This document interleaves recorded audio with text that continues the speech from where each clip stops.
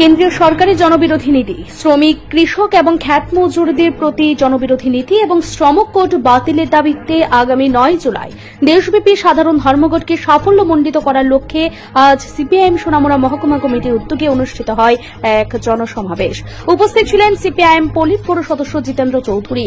এদিন সভা শুরুর পূর্বে সিপিআইএম দলীয় কর্মী সমর্থকদের নিয়ে সোনামুড়া শহরে অনুষ্ঠিত হয় এক মিছিলটি শহরে বিভিন্ন পথ পরিক্রমা করে স্থানীয় রবীন্দ্র চৌমুহনীতে এসে সভায় মিলিত হয়। সভায় ভাষণে জিতেন্দ্র চৌধুরী বলেন, এই দেশের প্রধানমন্ত্রী বিভিন্ন দেশে ঘুরে বলেছে যে ভারতবর্ষ অর্থনীতিতে অনেকটাই এগিয়ে গিয়েছে, কিন্তু বাস্তব চিত্রে একেবারে উল্টো। বেকাররা বেকারত্ব জ্বালায় ভুগছে, শ্রমিক, খ্যাত মজুররা, কৃষকরা তাদের পরিবার নিয়ে দুবেলা ঠিকমতো খেতে পারছে না।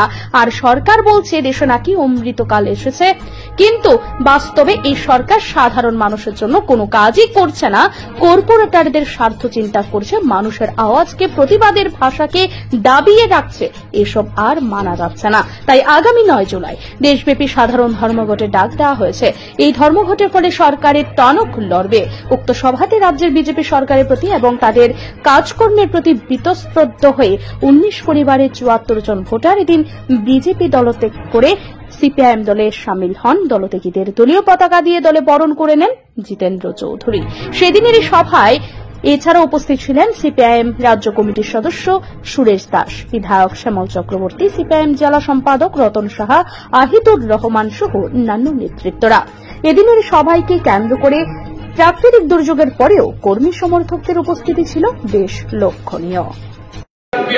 মারা গেল, আর এই জওয়ান মারা যাওয়ার শোককে আবেগে পরিণত করে সারা দেশে পাকিস্তানের বিরুদ্ধে, একটা সম্প্রদায়ের বিরুদ্ধে যুদ্ধ খেলা,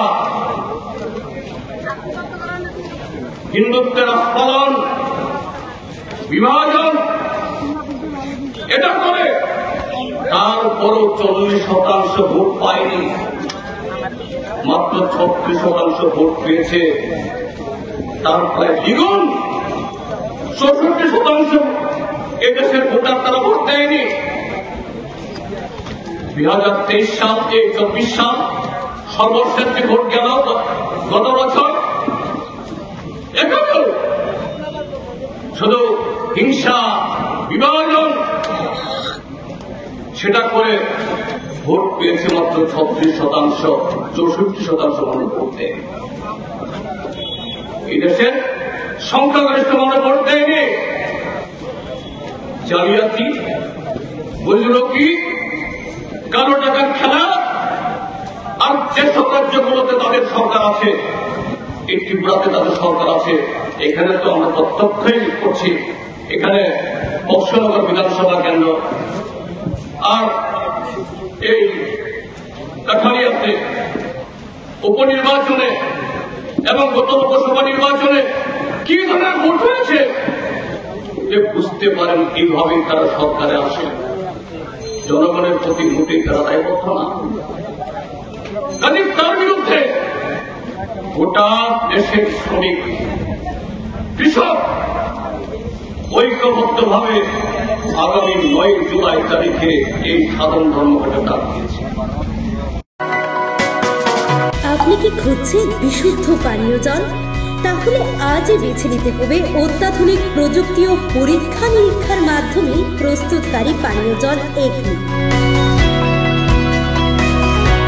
বিশুদ্ধ জলে সুস্থ জীবনের মূল চাকাঠি। Acme package drinking water. Bureau report, news 24।